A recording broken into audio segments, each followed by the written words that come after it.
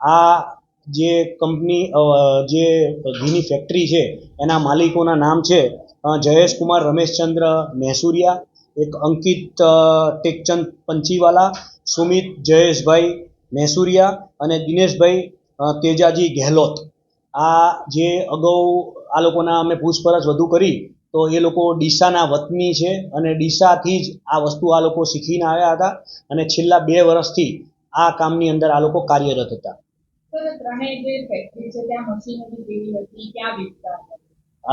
આ લોકોની જે મશીનરી હતી એ ઓટોમેટિક પ્લાન્ટ છે. આ લોકોના ત્યાં ઓટોમેટિક જે આખા જે અંદર ઘી ને એ બધું નાખી અને ઓટો પ્લાન્ટ છે કે પેકેજિંગ થઈને જ બહાર નીકળે. આ લોકો દરેક વસ્તુની અંદર આની અંદર દૂધ જેવી કોઈ વસ્તુનો સામેલ કરવામાં જ નહોતી આવતી.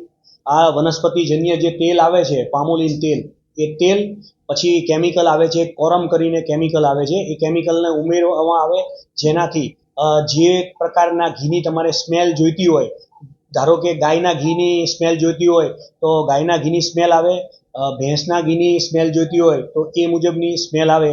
એ ટાઈપનું એક કેમિકલ આવે છે. એક કેમિકલનો ઉમેરો કરવામાં આવતો હતો અને એક આ લોકો કલરનો ઉપયોગ કરતા હતા.